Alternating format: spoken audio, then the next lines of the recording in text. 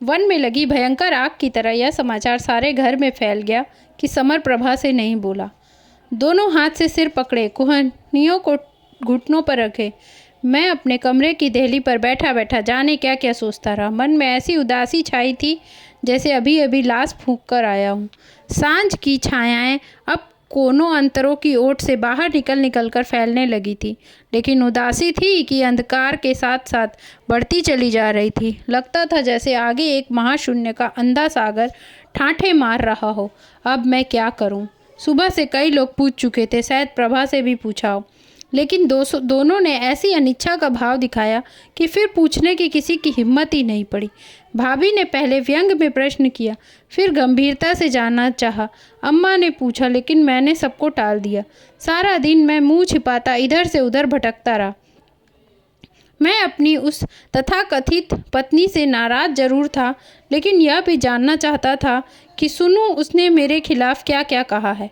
अभी तक तो कुछ भी सुनने में नहीं आया और इसी का मुझे आश्चर्य था। लगा उससे घरवाले कुछ भी नहीं निकाल पाए। जो भी उन्होंने चाहा वह सब मेरे ही व्यवहार से। कभी कभी तो मैं चौंक उठता कि यह सब मुझे प्रभावित करने का ढंग तो नहीं, लेकिन मुझे अब एक ऐसी तटस्थ निराशक्ति भी अपने भीतर महसूस हो रही थी जैसे अब घर में मेरा कुछ नहीं लगता। अगर वह सबसे कुछ न कुछ कहती फिरती तब भी शायद क्या नया नहीं लगता। बापूजी ने अत्यंत गूढ़ रहस्य जानने की मुद्रा में पूछा था, कुछ खास बात हुई क्या? मैं चुप रहा। फिर उन्होंने पूछा, लड़ाई वड़ाई तो नहीं हो गई? उस समय तो मेरा साहस डगमगा गया। जब मुन्नी आई, बाबूजी ने बुलाया है। बाबूजी ने क्यों बुलाया है? मरे मरे कदमों से मैं वहाँ पहुँचा। बाबूजी के सामने पड़ने से मैं हमेशा ही डरता रहा हूँ। यूँ इधर 3-4 साल से उन्होंने हाथ नहीं उठाया, लेकिन शरीर पर पड़ी हुई पुरानी नीलें अभी भी ताज़ा हो आती हैं, और ये यादें ही उनके आतंक का जैसे दिन दूना रात चौगुना बढ़ाया करती हैं। वे किस समय क्या कर बैठेंगे कोई ठिकाना नहीं। जिस दिन वे मुझे मारते थे उन दिनों तो एक अल्हड़ और जिद्दी निश्चिंतता रहती थी कि ज़्यादा से ज़्यादा पीट ही तो देंगे। हॉकी फुटबॉल में भी तो चोट लग जाती है और हम उसे सहते ही रहते हैं, लेकिन इधर तो एक अजब रहस्यमय खौफ मुझे हर व्यवहार से लगता था। अपनी किसी गलती पर जब मैं पीटे या डांटे जाने की आशंका करता और वे टाल देते तो लगता जैसे मेरे खाते में जाने कितनी सज़ा इकट्ठी हो गई है। नतीजे में उनसे कतराना और डरना मेरा स्वभाव बन गया था।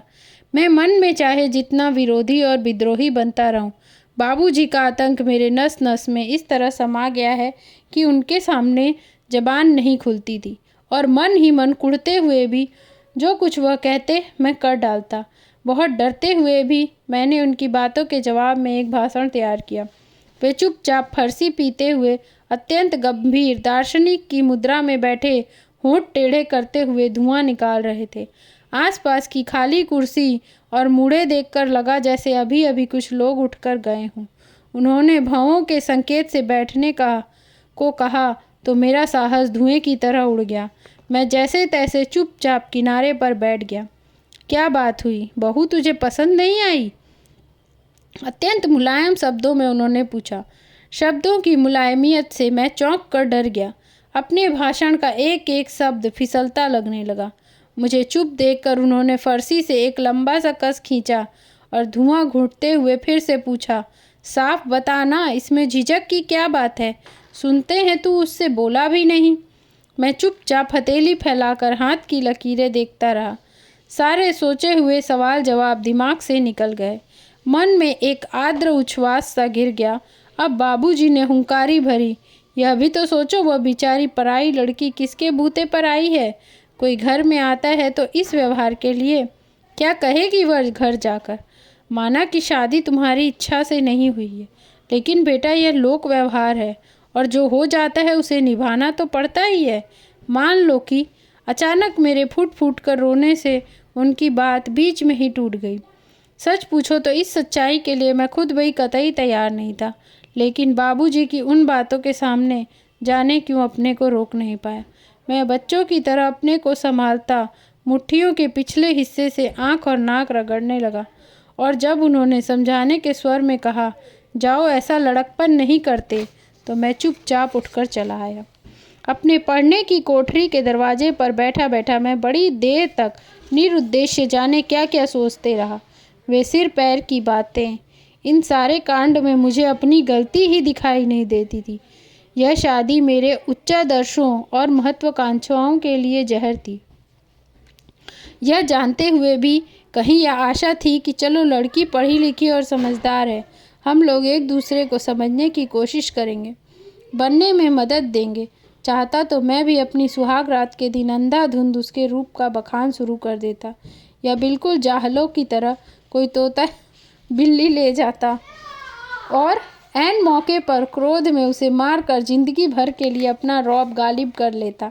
लेकिन मैंने तो चाहा था कि पढ़े लिखे सभ्य और शिष्ट आदमी की तरह मैं यह सब नहीं करूँगा और सबसे पहले उसे बाकायदा अपना परिचय दूंगा, उसका परिचय पूछूंगा, फिर उसे अपने सपनों और महत्वाकांक्षाओं के बारे में बताऊंगा, उसे समझाऊंगा और जीवन और जगत के बारे में मेरे विचार क्या हैं। यह सब अच्छी तरह समझा चुकने के बाद नम्रता से पूछूंगा, कहिए इन सब में आप कहाँ और किस तरह मेरी सहायता करना चाहेंगी। लेकिन इन सब की तो उसने अपने व्यवहार में गुंजाइश ही नहीं रखी। वहाँ ऐसा मौका ही कौन सा था मैं यह सब बातें कह पाता। नहीं, इन सब में मेरा अपराध नहीं है। बाबूजी व्यर्थ ही सारा दोष मेरे सिर मढ़ रहे हैं। अचानक किसी ने भीतर से पूछा। मैं उससे नहीं बोला। यह बात बाबूजी को पता कैसे चली? मैं चौंक उठा। हाँ, ठीक ही तो है। उसने यह बात किसने कही? मैंने तो इस बात का किसी से भी जिक्र नहीं किया। उसी ने कहा होगा। मुझे तो सुबह से ही इस बात का आश्चर्य हो रहा है, क्योंकि बस इतनी महत्वपूर्ण बात को अत्यंत तुच्छ बनाकर उड़ाए हुए हैं। क्यों नहीं उसने किसी से कुछ कहा? लेकिन उसके बताए बिना कोई जान ही नहीं सकता। आखिर औरत है ना, अम्मा से चाहे कहा हो, लेकिन मुन्नी या भाभी से ज़रूर कहा होगा। मुन्नी या भाभी से मालूम करूं, नहीं, यह पूछना अपनी कमजोरी होगी। यह फिर झट उसके कान में जाकर बात पिरो देंगी तो सोचेंगी कि कितना कमज़ोर आदमी है। कमज़ोर? अभी तो उसने मेरी मजबूती की एक ही झलक देखी है। लाला जी, क्या सोच रहे हो ऐसे डूबे हुए? जाने किधर किधर से निकलकर भाभी ने कहा, तुम्हारी तो शादी न हुई, लगता है दुनिया भर की चिंताओं का बोझ ही तुम्हारे ऊपर आ गया। माथे पर हाथ रखे क्यों बैठे हो? सिर विर में दर्द है क्या? कोई देखे तो समझे, जाने किसी लड़के लड़की की शादी करनी है तुम्हें। मैं चौंक गया, जैसे चोरी करता हुआ पकड़ा गया हूँ। अपनी चिंताओं और दुखों को दिखाना भी तो भीतरी कमजोरी है। संभल कर कहा, कुछ भी तो नहीं भाभी, सोच सोच तो कुछ नहीं रहा, यूं ही बैठा हूँ। मुझे लगता है जैसे घर का एक एक आदमी या हर मिलने वाला अपनी बातचीत या हरकत से सिर्फ इसी ओर संकेत करता है, और इसी संकेत की चुभन या उसकी जवाबदेही से मैं बुरी तरह भयभीत तो उठता था। लाला जी, बनो मत, दिखता तो सभी को है। दिन छिप गया और न तुम्हें खाने की सुध है न पीने की। इसके बाद कुछ शैतानी से मुस्कुराकर वे बोली, क्यों, बनी नहीं क्या? उनके मजाक को समझते हुए भी गंभीरता से जवाब दिया, और भाभी बन भी नहीं सकती। घमंड में अपने सगे से सगे का नहीं सह सकता, चाहे कितना भी खूबसूरत या पढ़ा लिखा। ऐसे घमंड को अपनी जूती पर रखते हैं। आज भी नहीं कह सकता कि इतनी जोर से बाबूजी का बात का जवाब दिया। घर में कहीं बैठी प्रभा को सुनाया या सिर्फ भाभी से बात कही। सो तो बात हमें भी लगती है लाला जी।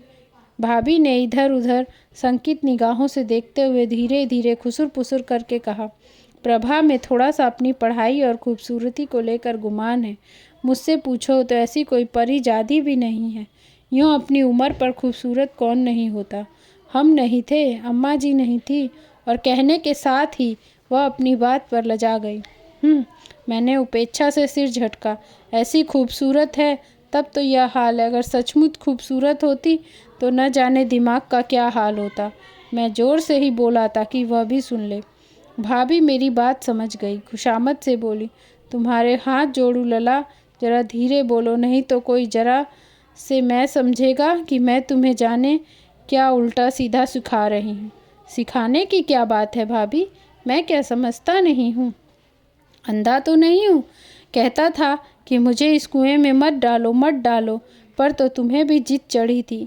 अब इसके गले में ही फांसी का फंदा क्यों न पड़े? बताओ अब क्या करूं? अच्छा छोड़ो लाला जी, तुम भी क्या जरा जरा सी बातों में सिर खपाए करते हो। स्नेह और आत्मीयता से भाभी बोली, चलो खाना खा लो, सब धीरे धीरे ठीक हो जाएगा। तुम्हारा भी खून गर्म है और वह भी अभी बच्ची ही है, मैं समझा दूंगी उसे। तब भी उसे ऐसा करना नहीं चाहिए था, पर सबसे बड़ी मुश्किल तो यही है कि वह अपने को जाने क्या समझती है। हम तो बात करने लायक भी नहीं मानती। कोई आए कोई जाए, न घूंघट न पल्ला, बस किताब ले आई है अपने घर से, सो उसे ही पढ़ती रहती है, और तो कुछ लाई नहीं है। जो है सो तो है ही, पढ़ाई का दिखावा बहुत है। खैर लाला जी, तुम अपनी पढ़ाई लिखाई इन सब के आगे क्यों बर्बाद करते हो? फिर भाभी थोड़ी देर चुप रही, सोचती सी बोली, कल सुबह का खाना वही बना रही है। तुम्हारी भाई साहब तो कहते थे कि खाना क्या बनाती है, अमृत बनाती है, उंगलियां चाट चाट कर खाओ तभी भी संतोष न हो। उन्हें क्या पता है? मैं सहसा पूछ बैठा। भाभी कुछ चौंकी, फिर साधारण बात की तरह कहा, देखने गए थे तो खा आए होंगे, तभी से तारीफ के मारे घर भरे दे रहे हैं। कल तुम ही देख लेना। फिर वे मुड़कर चल दी। अच्छा आओ, तुम्हें मेरी कसम, 2 रोटियां खा लो, मैं चल कर परोस रही हूँ। सुबह से ही घर का वातावरण मुझे इतना बोझिला, दम घोटू और उबाने वाला लग रहा था कि खाना तो क्या पानी पीने की भी इच्छा नहीं हो रही थी। अब भाभी से बात करके जाने क्यों मन हल्का हो गया। चुपचाप उठकर रसोई घर में जा पहुंचा। रात को फिर अम्मा बाबूजी ने अप्रत्यक्ष और मुन्नी तथा भाभी से साफ साफ मुझसे आग्रह करके कहा, ऐसा होता ही रहता है, इस तरह की बातों पर जिंदगी भर के लिए लड़ा जाता है। जिसके साथ साथ भावरे डाल कर लाए हो उसे तो निभाना ही पड़ेगा। आखिर वह बेचारी करे भी क्या? कसूर उसका ही हो तभी भी ऐसे मौके पर माफ़ कर देना ही ठीक है। 2 दिन बाद उसके भाई उसे लेने आ जाएंगे। क्या कहेगी घर जाकर हमारे बारे में? सारे बिरादरी में बदनामी होगी, सो तो होगी ही, संबंधों में तनाव आ जाएगा। अब वह माफ़ी मांग लेगी, पर इससे सारे वातावरण में मुझे भी जाने कैसे जिद आ गई। मैंने भी मुन्नी से साफ साफ कह दिया, आप लोग मुझे रात को यहाँ सोने देना चाहें तो सोने दीजिए, नहीं तो दिवाकर या किसी दोस्त के यहाँ जाकर पड़ा रहूँगा। लाला जी, जब तुम्हें जिद चढ़ जाती है तब तुम किसी की नहीं मानते। अब यह भी कोई बात हुई? कभी कभी तो बड़ों का कहना भी माना करो। नहीं भाभी नहीं, एक कहना मान कर तो यह सुख पाया। अब तो मेरा पीछा छोड़ दो। उन सारे लोगों की बात में जाने अस्पष्ट सा क्या था कि मेरे हट को बढ़ाए जा रहा था। कल की घटना कई गुना बढ़कर सामने आ रही थी। तभी मैंने दरवाजे पर कोई छाया सी आई, वहीं द्वार के पास आकर खड़ी हो गई। भाभी ने देखा तो पास जाकर चौखटे के पास कान ले जाकर बोली, क्या लाई हो? दूध? अरे तुम क्यों लाई, कोई और नहीं था? यह मुन्नी बीवी भी गजब करती है, नई बहू को 2 दिन बैठने दिया होता, दूध लेकर भिजवा दिया।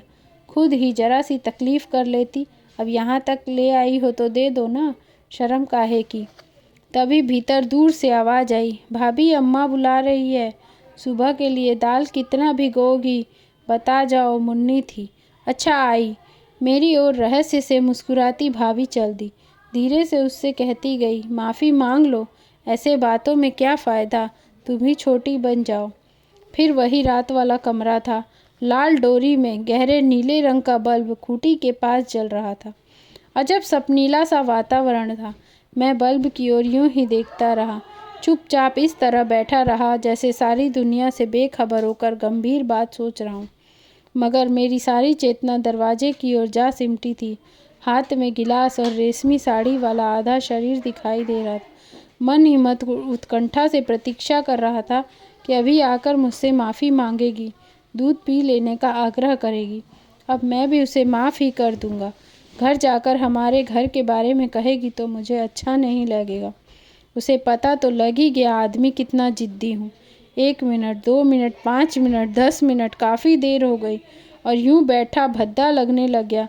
मैं झटके से इस तरह सचेत हुआ जैसे सोचते सोचते कोई बात याद आ गई। मैं सहसा चौंक उठा, फिर भी घुटने पर हाथ रखे इस तरह बैठा रहा जैसे उठने ही वाला हूँ। तब खड़ा होकर द्वार की ओर इस तरह चलने लगा जैसे मुझे पता ही न हो कि वहाँ कोई खड़ा है। निहायत लापरवाही में उसके स्पर्श से बचता हुआ मैं द्वार से निकल आया। दूध लिए यूं ही चुपचाप खड़ी रही। बाहर आते समय भर्राए कंठ की झिझकती आवाज़ सुनी, सुनिए। पर मैंने कुछ नहीं कहा और इस तरह धड़धड़ाता हुआ बाहर निकल आया जैसे मुझे किसी की चिंता नहीं है। आज फिर छत का खुला आसमान तना था। उस रात मैंने 2 निश्चय किए। एक तो यह कि अब चाहे वह अपनी ओर से बोले या ना बोले, मैं नहीं बोलूँगा। भरसक न तो कोई संबंध रखूँगा, न कोई इस तरह की कमजोरी दिखाऊँगा। दूसरे, खूब ध्यान से पढ़ूँगा, पूरे कार्यक्रम पर इस तरह लौट आऊँगा जैसे कुछ भी न हुआ हो। एक बुरा सपना देखा था जो बीत गया। सुबह खाना बना। न बोलने का निश्चय अभी भी यूं ही था, लेकिन रात का यह निश्चय कि उससे कुछ संबंध न रखूँगा अब अपनी कुछ जाती लगने लगी। न बोलूँगा और न अपनी ओर से कोई झुकाव ही दिखाऊँगा। यहाँ तक तो ठीक है, लेकिन उसके हाथ का बना खाना कम से कम एक बार देखने के लिए सही। खाने में कोई बुराई नहीं लगी। हाँ, जाऊँगा जब कोई खुशामद करेगा, वह तो खैर करेगी ही क्या। काश उसके हाथ की रसोई का पहले मुझे ही खाना था। यूँ घर में विवाह के जितने भी रीति रिवाज हो रहे थे उनसे मुझे कोई मतलब नहीं था। रोज़ पास पड़ोस की औरतों की फ़ौज आती। 3 बजे से रात के 11 बजे तक बुरी तरह से ढोलक पीटी जाती। बाद में अंजलियां भर भर के बूंदी के लड्डू और बताशे बांटे जाते। मुन्नी का तो गाते गाते गला पड़ गया था। भाभी बूढ़ी औरतों के पैर लगते लगते और उनके लिए पान लगाते लगाते बुरी तरह झल्लाने और बड़बड़ाने लगी थी। ऐसी समय में अकेली कमरे में चुपचाप कोई किताब पढ़ती या समवयस्काओं से जो उसे देखने मिलने आई होती बातें करती। प्रभा के पास वे अपने पानों की डालियां और पानदान रख जाती। जब कभी सुन आती कि छोटी बहू बड़ी से ज़्यादा सुंदर, सलीकेदार और शिष्ट है, तो आकर अपने आप से बोलती, तुमने अभी तक पान नहीं लगाए बहू? वहाँ मौसी जी और अम्मा जी मेरी जान खाए जा रही हैं। ला पान ला, लाओ मैं लगा दूँ जल्दी जल्दी। तुम नई बहू हो ना, सो लजा रही हो। फिर 2-4 लगे हुए पानों को ले जाकर बाहर वालियों की बात में शामिल हो जाती कि इस शादी में उन लोगों को कितना कम मिला। मैंने भाभी से साफ कह दिया, खाना ही क्या, उसके हाथ की कोई चीज़ नहीं खाऊंगा। मैं असल में देखना चाहता था वह क्या कहती है। इतनी देर में अम्मा ने पहली बार कहा, नहीं भैया, ऐसे नहीं करते, यह तो घर की रीत है, अन्य देवता का अपमान नहीं किया जाता। इस सारे कांड में अम्मा ने मुझे पहली बार समझाया। यह मुझे आश्चर्य था कि वह मुझे डांट क्यों नहीं रही। कभी तो घर वालों की इस अप्रत्याशित शालीनता को देखकर डर लगता था। जो मैं कुछ कर रहा हूँ उसमें उन्हें खुशी ही है। लेकिन बात बात पर डांटने वाली अम्मा चुप थी। वह कभी कभी मौसी से बहुत धीरे धीरे बरताती। क्या बताएं पूनो, हमारा तो शादी करने का सारा हौसला ही ख़त्म हो गया। गहरी सांस लेकर मानो शेष बात को दबा जाती। जब मुझे खाना खाने को बुलाया गया तो रसोई में मुन्नी, अम्मा, भाभी और अमर वगैरह सभी बैठे थे। रसोई घर में खाना बनाने और खाना खाने की जगह को बांटने के लिए छाती के बराबर एक ईंट की दीवार उठा दी ताकि बड़े बूढ़ों का पर्दा बना रहे। वह उसकी आड़ में थी। मैं तो यह नहीं देख सका कि कैसे बैठकर वह खाना बना रही है, लेकिन थाली परोसते या थाली में कटोरियाँ चुनते हाथ उसके मुझे दिखाई दे रहे थे। अब मैंने मानो पहली बार देखा, हाथ गोरे थे और हथेलियों और नाखूनों पर मेहंदी लगी थी। 2 उंगलियों में सोने की डिजाइन की नौकाकार लंबी लंबी अंगूठियाँ थी। एक हाथ में सोने की चूड़ियाँ, कांच की चूड़ियों के बीच में, और दूसरे में का रेशमी फीते से बंधी छोटी सी रिस्ट वॉच। मुझे लगा जैसे हाथ काफ़ी सुंदर हैं। उंगलियां पतली पतली और नाजुक हैं। पहली बार उसका चेहरा भरपूर देखने को मन हुआ। साथ ही अपनी उस बेवकूफ़ी की एक्टिंग पर गुस्सा भी आया। कांपते 2 हाथों ने थाली बढ़ाई तो भाभी ने संभल कर मेरी ओर सरका दी। सब लोग चारों ओर से इस तरह झुक आए जैसे मैं कोई जादू करने वाला हूँ। थाली में 2 तह की हुई पतली पतली छोटी सी 2 रोटियाँ, 3 साग, 1 दाल, रायता, 2 चटनियाँ, पापड़ और अचार। देखकर ही भूख से मुंह में पानी भर आया। मुस्कुराते हुए मुंह का पानी सटका, थाली अपनी ओर सरका ली। बड़ी नजाकत से पहला टुकड़ा लेकर दाल में डुबोया। सबको उत्सुकता थी कि मैं खाने की प्रशंसा किन शब्दों में करता हूँ, लेकिन जैसे ही ग्रास मुंह में खाया, ओ करता हुआ बाहर भागा। बाहर ज्यों का त्यों मुंह नीचे करके सारा उलट दिया। आंखों में बुरी तरह पानी भर आया। क्या हुआ, क्या हुआ? मेरी ओर सब स्तब्ध देखने लगे, जैसे प्रभा के हाथ से बेलन छूटकर नीचे गिरा हो। हुआ मेरा सिर, दाल कड़वी जहर कर रखी है, मुझे नहीं खाने यह 56 भोग। मैंने शहीदों की तरह झुककर एक टुकड़ा तोड़ा, माथे से लगाया, फिर जोर की ठोकर थाली में मारकर उछलती कटोरियों को बिना मुड़े पीछे देखकर ही बाहर चला गया। शायद रुआसी सी आवाज़ भी सुनी थी। मैंने तो चख ली थी दाल। खूब बावेला मचा, बहू खाना बनाना नहीं जानती, अब यह सब भी सिखाना होगा। भाभी ने ताना कसा। दिखाते वक्त किसी को क्या पता खाना किसने बनाया है। बड़ी चली थी रिस्ट वॉच पहनकर खाना बनाने। बोलो घड़ी का तुम चूल्हे में करोगी क्या? या तो फैशन ही कर लो या काम ही कर लो। अरे पहली बार तो ठीक ही बनाकर खिला देती, अब चाहे अमृत ही बनाती रहो। यह बात तो अब आने से रही। अम्मा की बड़बड़ाहट सुनी। बड़ी आई दाल तो मैंने चख ली थी। अब तुम्हारे यहाँ निरा नमक खाया जाता होगा, हमें क्या मतलब, जरा कम ही डाल देती। दोबारा मांगने में कौन सी इज्जत जाती है। लो इन्हें अब यह भी सिखाओ। हमें तो शादी में कुछ भी नहीं मिला, न लड़की ही मिली न। जाने क्यों मुन्नी बिल्कुल चुप थी। मुझे ऐसे लगा जैसे वो प्रभा की ओर है। दूसरे दिन उसके भाई आए और उनके साथ चली गई।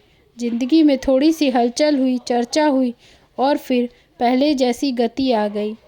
दूसरे दिन ही रसोई से उठने वाला घी और पकवानों की खुशबू बरसों पहले की बात हो गई। तीसरा अध्याय समाप्त।